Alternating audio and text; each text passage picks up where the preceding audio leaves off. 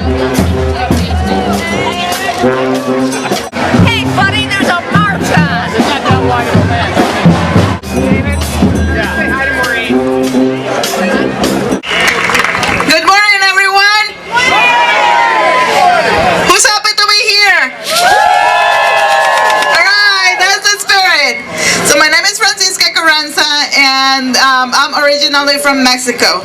I am here today because I didn't. When they invited me to come here, I didn't think that I had a lot to contribute to this march.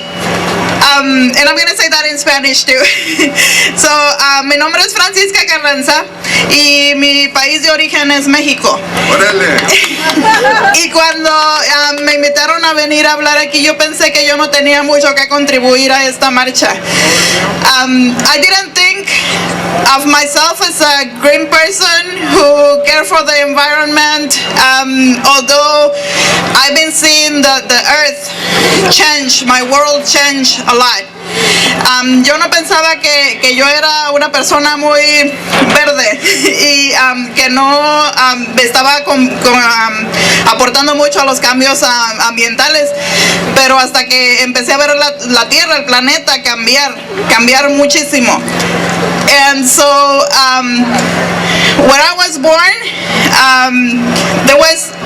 I was born looking at the cornfields, looking at the watermelon fields, a lot of produce. My parents work in the agriculture in Mexico. Cuando yo iba creciendo, mis papás trabajaban en la agricultura y yo crecí rodeada de campos de maíz, rodeada de campos de sandía, de melón. And we were pushed out of that environment.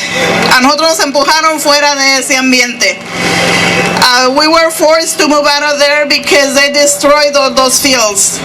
There was no more. They built factories in there. Nos empujaron fuera de ese ambiente y construyeron muchas fábricas ahí. So we were forced to move. Now, living here in California, I have grandkids now, and my grandkids, they haven't seen a cornfield. They don't know how watermelon grows. They haven't seen a cow, they haven't seen a horse. And that's sad. That is really sad. Entonces, viviendo aquí en California, ya mis nietos no saben cómo crece el maíz, no saben cómo crece la sandía, no conocen una vaca, no han visto un caballo. And that is really sad. So I started thinking, we can do something. We as labor can do a lot of things. So empecé a pensar que nosotros como trabajadores podemos hacer mucho. Who's with me in that thought? ¿Quién está conmigo en ese pensamiento? So I'm very happy to be here marching today with over 30 labor unions and worker centers. And I'm going to name a few. Estoy muy feliz de estar aquí trabajando con muchas uniones y muchas organizaciones de trabajadores y voy a nombrar unas pocas. My union, Unite Here, SEIU 1021, the California Nurses Association, Communication Workers, Longshoremen, AFSCME 3299 and 57, and we are marching for a just transition away from dirty fossil fuel towards good union jobs and clean energy. Estamos marchando hoy para alejarnos de la contaminación, para alejar nuestras comunidades de esta contaminación y proveer buenos trabajos de unión. ¿Están conmigo en eso? Are you with me on that? We need good jobs, we need clean jobs, we need clean energy. So our grandkids can have the world that our grandparents had. Para que nuestros hijos tengan el mundo que nuestros abuelos tuvieron. Are you guys with me in that? Thank you for being here and let's go make a change. Gracias por estar aquí.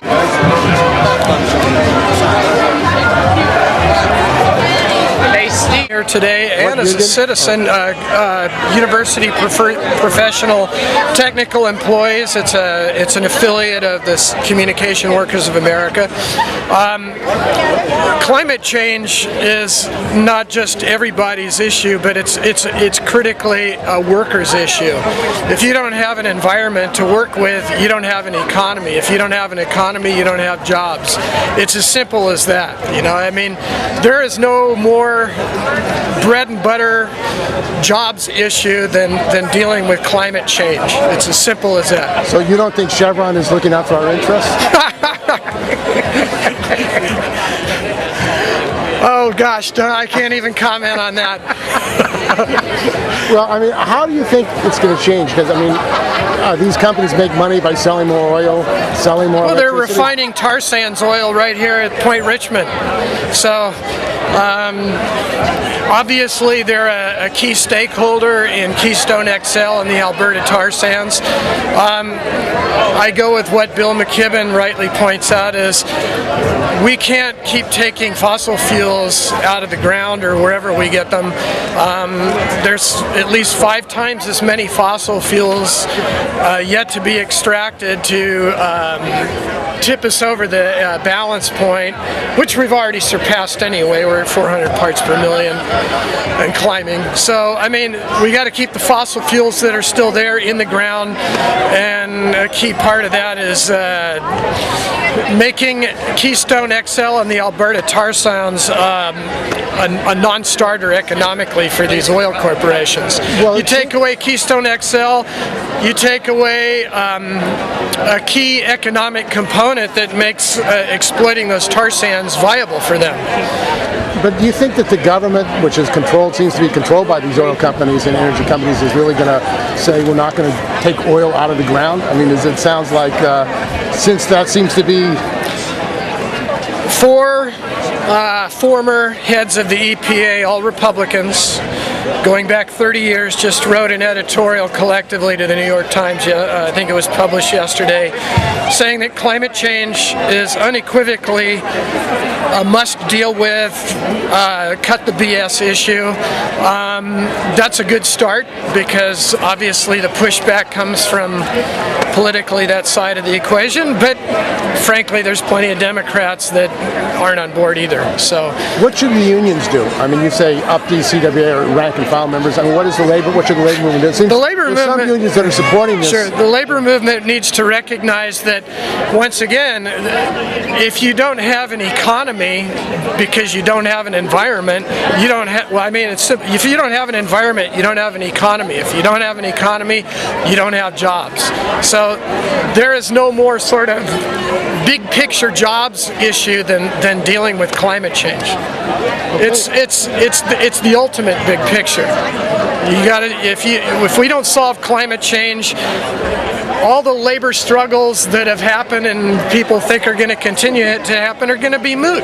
If anything, the only labor struggle is going to be chaos and anarchy and protecting yourself in a world where it's just turning into dog eat dog.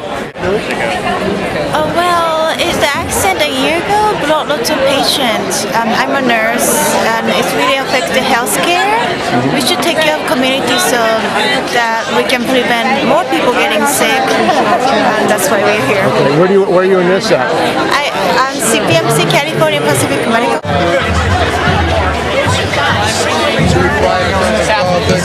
I'm Cindy Sheehan. I'm a peace and social justice activist, and I'm very interested in this issue. And I think that I would like for our state to lead the nation into transitioning from fossil fuels to renewable, sustainable forms of energy. But also, I know that especially Chevron here in for sure it's a criminal operation. Why haven't they been prosecuted? I mean, for their violations of OSHA, violations of environmental standards. Well, I believe that state and local and federal governments, and Richmond actually has a great mayor who's trying to implement some of these things, but they're in the pocket of oil companies. And so I have been calling for a long time for these, until we transition, for the worker control of energy and energy production. Well, all facets of production. So you don't think Chevron and the oil companies can reform themselves? No. I definitely think that they have had their tentacles in this state, for over 100 years, and it needs to stop now. And I think workers are more invested in the environment, in their community, and keeping it healthy. And that's why I think worker control is essential to the environment. Now, Governor Brown has investments in oil, Occidental Oil, and there are only 172 inspectors in Cal OSHA. What do you think about Governor Brown's role in the Democratic Party as far as protecting the health and safety of the workers and community? Well, I think that they are just they're just one half of the capitalist party, where I think both parties are in the pocket of Chevron and big oil and other corporations. So this is an issue where Governor Brown is very vulnerable on, and he has interest in Occidental Oil, which, they've been they've had their fingers in destroying the environment for profit and wars for a long, long time. And Al Gore also, his family was really tight. They're really tight with Occidental Oil. So this is kind of like an establishment environmental movement that is not addressing the entire issue, not just part of the problem we have. Now, was your son killed for oil? One of the reasons that we are in these wars is for control of resources. So I believe that one of the reasons Casey was killed was for these oil companies. You think they're criminal? Absolutely. I think that they should be prosecuted, that the state should seize their assets, or I should say appropriate properly their assets and their resources and put them under the democratic control of the workers.